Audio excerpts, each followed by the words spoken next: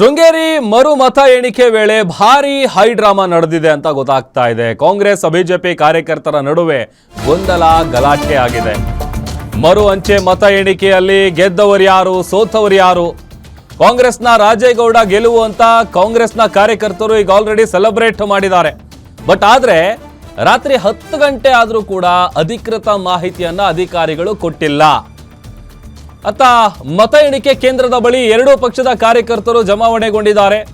ಪೊಲೀಸರ ಸೂಚನೆಗೂ ಕೂಡ ಜಗ್ಗದೆ ಪರ ವಿರೋಧದ ಘೋಷಣೆಗಳು ನಡೀತಾ ಇದೆ ಅಂತೇಳಿ ತಿಳಿದು ಬರ್ತಾ ಇದೆ. ಎರಡೂ ಪಕ್ಷದವರನ್ನ ಮನವೊಲಿಸುವುದಕ್ಕೆ ಪಾಪ ಪೊಲೀಸರು ಹರಸಾಹಸ ಪಡ್ತಾ ಇದ್ದಾರೆ. ಗೊಂದಲದಲ್ಲಿ ಮತ್ತೆ ಮತ ಎಣಿಕೆಯ ಕಾರ್ಯ ಮುಂದುವರೆದಿದೆ ಅಂತ ಗೊತ್ತಾಗ್ತಾ ಇದೆ.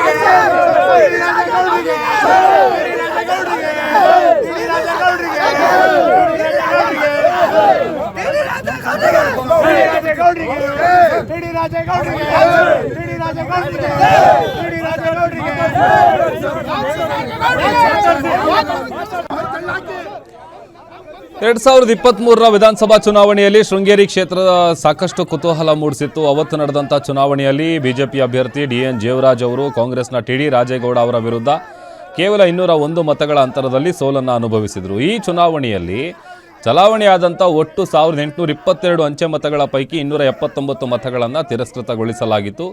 ಈ ಫಲಿತಾಂಶದ ಬಗ್ಗೆ ಅಸಮಾಧಾನ ವ್ಯಕ್ತಪಡಿಸಿದಂಥ ಜೇವರಾಜ್ ಅವರು ಮರು ಎಣಿಕೆಗೆ ಮನವಿಯನ್ನ ಮಾಡಿದರು. ಬಟ್ ಆದರೆ ಅವತ್ತಿನ ಜಿಲ್ಲಾ ಚುನಾವಣಾಧಿಕಾರಿಗಳು ಆ ಮನವಿಯನ್ನು ಪರಿಗಣಿಸದೆ ರಾಜೇಗೌಡರನ್ನೇ ವಿಜೇತರು ಅಂತ ಘೋಷಣೆ ಮಾಡಿದರು. ಈ ಕ್ರಮವನ್ನು ಪ್ರಶ್ನೆ ಮಾಡಿ ಜೇವರಾಜ್ ಅವರು ಹೈಕೋರ್ಟ್ ಮೆಟ್ಟಿಲೇರಿದ್ರು. ಈ ಪ್ರಕರಣದ ವಿಚಾರಣೆ ನಡೆಸಿದಂಥ ನ್ಯಾಯಾಲಯ ಇವತ್ತು ಅಂಚೆ ಮತಗಳ ಮರು ಎಣಿಕೆಗೆ ಆದೇಶವನ್ನು ನೀಡಿತ್ತು.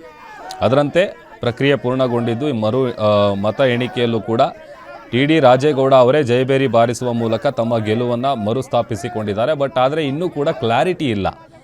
ಯಾಕೆ ಕ್ಲಾರಿಟಿ ಇಲ್ಲ ಅಂತ ಅಂದರೆ ಈಗ ಆಲ್ರೆಡಿ ರಾಜೇಗೌಡರು ಗೆದ್ದಿದ್ದಾರೆ ಅಂತೇಳಿ ಸೆಲೆಬ್ರೇಷನ್ ಆಗಿದೆ, ಸಂಭ್ರಮಾಚರಣೆ ಮಾಡಿದ್ದಾರೆ, ಅವರು ಪರವಾಗಿ ಜೈಕಾರಗಳನ್ನು ಹಾಕಿದ್ದಾರೆ, ಎಲ್ಲವೂ ಓಕೆ. ಬಟ್ ಅಧಿಕೃತವಾಗಿ ಹೊರ ಬರಬೇಕಲ್ಲ, ಘೋಷಣೆ ಆಗಬೇಕಲ್ಲ.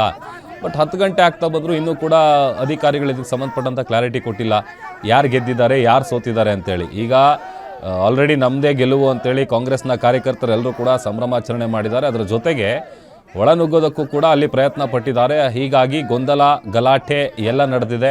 ಅವರ ಮನವೊಲಿಸೋದಕ್ಕೆ, ಅವರನ್ನು ಪರಿಸ್ಥಿತಿ ತಿಳಿಗೊಳಿಸೋದಕ್ಕೆ ಪೊಲೀಸರು ಹರಸಾಹಸ ಪಟ್ಟಿದ್ದಾರೆ. ಪಟಾಕಿ ಹೊಡೆದ್ರು, ವಿಜಯೋತ್ಸವ ಆಚರಣೆ ಮಾಡಿದ್ರು. ಇಲ್ಲಿ ನಮಗೆ ಭರವಸೆ ಇದೆ, ಸಂಪೂರ್ಣ ಮತ ಎಣಿಕೆ ಆಗೋ ತನಕ ನಾವು ಯಾರು ಮಾತಾಡಬಾರ್ದು ಅನ್ನೋ ದೃಷ್ಟಿಯಲ್ಲಿ ನಾವು ಕಾಯ್ತಾ ಇದೀವಿ.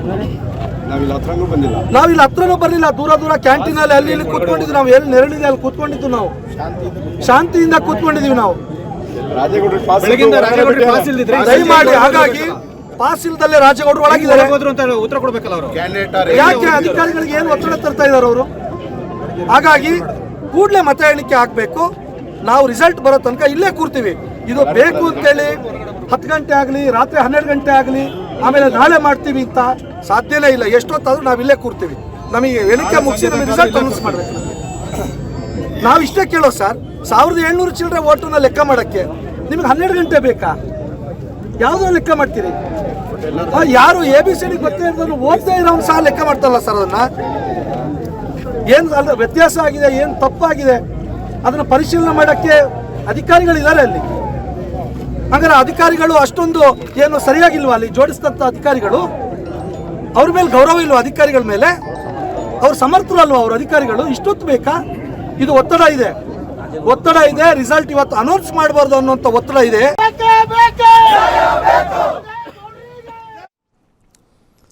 ಮತ್ತಷ್ಟು ಡೀಟೇಲ್ಸ್ ಕೊಡ್ತಾರೆ ನಮ್ಮ ಚಿಕ್ಕಮಗಳೂರು ಪ್ರತಿನಿಧಿ ಭರತ್. IDSG ಕಾಲೇಜ್ ಮುಂಭಾಗದಿಂದನೇ ಲೈವ್ ಜಾಯ್ನ್ ಆಗ್ತಾ ಇದ್ದಾರೆ. ಭರತ್, ಒಂದು ಕಡೆ ಸೆಲೆಬ್ರೇಷನ್ ಆಯಿತು, ಪಟಾಕಿ ಹೊಡೆದ್ರು, ಜೈಕಾರದ ಘೋಷಣೆಗಳ ಕೂಗಿದಾಯಿತು. ಬಟ್ 10 ಗಂಟೆ ಆದರೂ ಇನ್ನೂ ಒಂದು ಕ್ಲಾರಿಟಿ ಸಿಕ್ಕಿಲ್ಲ, ಯಾರು ಗೆದ್ದಿದ್ದಾರೆ ಯಾರು ಸೋತಿದ್ದಾರೆ ಅಂತೇಳಿ. ಹೇಗಿದೆ ಅಲ್ಲಿನ ವಾತಾವರಣ? ಏನು ಡೀಟೇಲ್ಸ್ ಇದೆ ಈಗ? ಖಂಡಿತ ಪ್ರಭು, ಏನು 2013ರ ಅಂಚೆ ಮತದಾನ ಮರು ಎಣಿಕೆ ಆಗ್ರಹಿಸಿ ಏನು ಬಿಜೆಪಿ ಅಭ್ಯರ್ಥಿ ಜೀವರಾಜ್ ಅವರು ಏನು ಕೋರ್ಟ್ ನ ಮೆಟ್ಟಿಲೇರಿದ್ರು. ಸೊ ಈ ಒಂದು ಕೋರ್ಟ್ ಕೂಡ ಒಂದು ಸೂಚನೆಯನ್ನ ಕೊಟ್ಟಿತ್ತು, ಅಂಚೆ ಮತದಾನವನ್ನ ಮರು ಎಣಿಕೆ ಮಾಡಿ ಅಂತಕ್ಕಂಥ ಒಂದು ಸೂಚನೆಯನ್ನ ಕೊಟ್ಟಿತ್ತು. ಇದರ ಬೆನ್ನಲ್ಲೆಯಲ್ಲಿ ಇವತ್ತು ಜಿಲ್ಲಾಡಳಿತ ಏನು ಚಿಕ್ಕಮಗಳೂರಿನ IDSG ಕಾಲೇಜ್ ಆವರಣದಲ್ಲಿ ಒಂದು ಅಂಚೆ ಮತಗಳ ಮರು ಎಣಿಕೆ ಕಾರ್ಯಕ್ಕೆ ಸಿದ್ಧತೆಯನ್ನ ಮಾಡ್ಕೊಂಡಿತ್ತು. ಬೆಳಗ್ಗೆ 9 ಗಂಟೆಯಿಂದ ಆರಂಭವಾದಂತಹ ಒಂದು ಮತ ಎಣಿಕೆ ಕಾರ್ಯ ಇನ್ನು 10 ಗಂಟೆ ಆದ್ರೂ ಕೂಡ ಒಂದು ತಾರ್ಕಿಕ ಅಂತ್ಯ ಲಭ್ಯವಾಗಿಲ್ಲ. ಕಾರಣ ಏನು, ಯಾವ ಅಭ್ಯರ್ಥಿ ಗೆಲುವಾಯಿತು ಅಂತಕ್ಕಂಥ ವಿಚಾರ ಕೂಡ ಎಲ್ಲೂ ಅಧಿಕಾರಿಗಳು ಇದುವರೆಗೂ ಕೂಡ ಸ್ಪಷ್ಟಪಡಿಸಿಲ್ಲ. ಮತ್ತೊಂದು ಕಡೆಯಲ್ಲಿ ಈ ಒಂದು ಕಾಂಗ್ರೆಸ್ನ ಅಭ್ಯರ್ಥಿಯಾಗಿದ್ದಂತಹ ಮತ್ತು ಜೊತೆಗೆ ಹಾಲಿ ಶಾಸಕರಾಗಿರತಕ್ಕಂತಹ ರಾಜೇಗೌಡರು ಈ ಒಂದು ಗೆಲುವನ್ನ ಸಾಧಿಸಿದ್ರು ಅಂತಕ್ಕಂಥ ನಿಟ್ಟಿನಲ್ಲಿ ಕಾಂಗ್ರೆಸ್ ಕಾರ್ಯಕರ್ತರು ಜಯಕಾರವನ್ನ ಹಾಕಿ ಒಂದು ಸಂಭ್ರಮಾಚರಣೆಯನ್ನ ಮಾಡಿದ್ರು. ಇದಾದ ನಂತರದಲ್ಲಿ ಸಂಜೆ ಆಗ್ತಿದ್ದಂತೆ ಏನು ಈ ಒಂದು ಅಧಿಕಾರಿಗಳು ಸ್ಪಷ್ಟವಾಗಿ ಒಂದು ಯಾರು ಈ ಒಂದು ಮತ ಎಣಿಕೆಯ ಒಂದು ಅಂಚೆ ಮತದಾನ ಇದೆ, ಸೊ ಇದರ ಒಂದು ಮರು ಎಣಿಕೆಯಲ್ಲಿ ಯಾರು ಗೆಲುವನ್ನ ಸಾಧಿಸಿದ್ರು ಅಂತಕ್ಕಂಥ ನಿಟ್ಟಿನಲ್ಲಿ ಸ್ಪಷ್ಟಪಡಿಸಿದಂತ ನಿಟ್ಟಿನಲ್ಲಿ ಸುಮಾರು 6 ರಿಂದ 7 ಗಂಟೆ ಸುಮಾರಿಗೆ ಒಂದು ಬಿಜೆಪಿ ಕಾರ್ಯಕರ್ತರು IDSG ಕಾಲೇಜು ಆವರಣ ಮುಂಭಾಗದಲ್ಲಿ ಜಮಾಯಿಸಿ ಒಂದು ಜಿಲ್ಲಾಡಳಿತದ ವಿರುದ್ಧ ಒಂದು ಆಕ್ರೋಶವನ್ನ ವ್ಯಕ್ತಪಡಿಸ್ತಾರೆ. ಏನು 6 ಗಂಟೆ ಆದ್ರೂ ಕೂಡ ಯಾವುದೇ ರೀತಿಯ ಒಂದು ಫಲಿತಾಂಶವನ್ನ ಹೊರಗೆ ಹಾಕಿಲ್ಲ ಮತ್ತು ಕೂಡಲೇ ಆದಷ್ಟು ಬೇಗ ಒಂದು ಫಲಿತಾಂಶವನ್ನ ಹೊರ ಹಾಕುವಂತ ಕೆಲಸವನ್ನ ಮಾಡಬೇಕು ಅಂತಕ್ಕಂಥ ನಿಟ್ಟಿನಲ್ಲಿ ಮನವಿಯನ್ನ ಮಾಡ್ತಾರೆ. ಅದರ ಜೊತೆಯಾಗಿ ತಕ್ಷಣಕ್ಕೆ ಕಾಂಗ್ರೆಸ್ ಕಾರ್ಯಕರ್ತರು ಮತ್ತೊಂದು ಭಾಗದಲ್ಲಿ ಅಂದ್ರೆ ಈ ಒಂದು IDSG ಕಾಲೇಜ್ನ ಎಡಭಾಗದಲ್ಲಿ ಜಮಾಯಿಸ್ತಾರೆ. ಇದಾದ ನಂತರದಲ್ಲಿ ಎರಡೂ ಪಕ್ಷದ ಕಾರ್ಯಕರ್ತರು ಮುಖಾಮುಖಿ ಆಗ್ತಾರೆ. ಅವರನ್ನ ನಿಯಂತ್ರಿಸಲು ಪೊಲೀಸರು ಕೂಡ ಕೆಲಕಾಲ ಒಂದು ಅರಸಾಹಸ ಪಡುವಂತ ಒಂದು ಪರಿಸ್ಥಿತಿ ನಿರ್ಮಾಣವಾಯಿತು. ಅದಾದ ನಂತರದಲ್ಲಿ ಪರಿಸ್ಥಿತಿನ ತಿಳಿಗೊಳಿಸುವಲ್ಲಿ ಪೊಲೀಸರು ಮುಂದಾಗ್ತಾರೆ. ಮತ್ತೊಂದು ಕಡೆಯಲ್ಲಿ ಸುಮಾರು 10 ಗಂಟೆ ಆದ್ರೂ ಕೂಡ ಇನ್ನೂ ಕೂಡ ಫಲಿತಾಂಶ ಹೊರ ಬಂದಿಲ್ಲ. ಹಾಗಾಗಿ ಎರಡೂ ಪಕ್ಷದ ಕಾರ್ಯಕರ್ತರು ಈ ಒಂದು IDSG ಕಾಲೇಜ್ನ ಮುಂಭಾಗದಲ್ಲಿ ಜಮಾಯಿಸಿರ್ತಕ್ಕಂಥದ್ದು. ಮತ್ತೊಂದು ಕಡೆಯಲ್ಲಿ ಸಾಕಷ್ಟು ಕುತೂಹಲ ಕೂಡ ಇದೆ, ಯಾರಿಗೆ ಈ ಒಂದು ಗೆಲುವಿನ ಒಂದು ಹಾರ ಯಾರ ಕೊರಳಿಗೆ ಸೇರುತ್ತೆ ಅಂತಕ್ಕಂಥ ಒಂದು ಕುತೂಹಲ ಕೂಡ ಸಾಕಷ್ಟು ಜನರಲ್ಲಿ ಕಾಣ್ತಿದೆ. ಹಾಗಾಗಿ ಸ್ಪಷ್ಟವಾಗಿ ಈ ಅಧಿಕಾರಿಗಳು ಒಂದು ಚುನಾವಣೆಯ ಏನು ಈ 2013ರ ಚುನಾವಣೆ ನಡೀತು, ಸೊ ಅದರ ಒಂದು ಅಂಚೆ ಮತದಾನದ ಒಂದು ಫಲಿತಾಂಶವನ್ನ ಆದಷ್ಟು ಬೇಗ ಹೊರ ಹಾಕ್ಬೇಕಾಗಿದೆ. ಮತ್ತೊಂದು ಕಡೆಯಲ್ಲಿ ಯಾರು ಗೆಲುವನ್ನ ಸಾಧಿಸಿದ್ರು ಅಂತಕ್ಕಂಥ ವಿಚಾರ ಕೂಡ ತಿಳಿಸಬೇಕಾಗಿದೆ. ಹಾಗಾಗಿ ಸಾಕಷ್ಟು ಕಾರ್ಯಕರ್ತರು ಕೂಡ ಇದೀಗ IDSG ಕಾಲೇಜ್ನ ಮುಂಭಾಗದಲ್ಲಿ ಕಾಯ್ತಿರ್ತಕ್ಕಂಥದ್ದು. ಮತ್ತೊಂದು ಕಡೆಯಲ್ಲಿ 400ಕ್ಕೂ ಅಧಿಕ ಪೊಲೀಸರನ್ನ ಈ ಒಂದು ಭದ್ರತೆಗಾಗಿ ನಿಯೋಜನೆ ಮಾಡ್ಕೊಳ್ಳಲಾಗಿದೆ.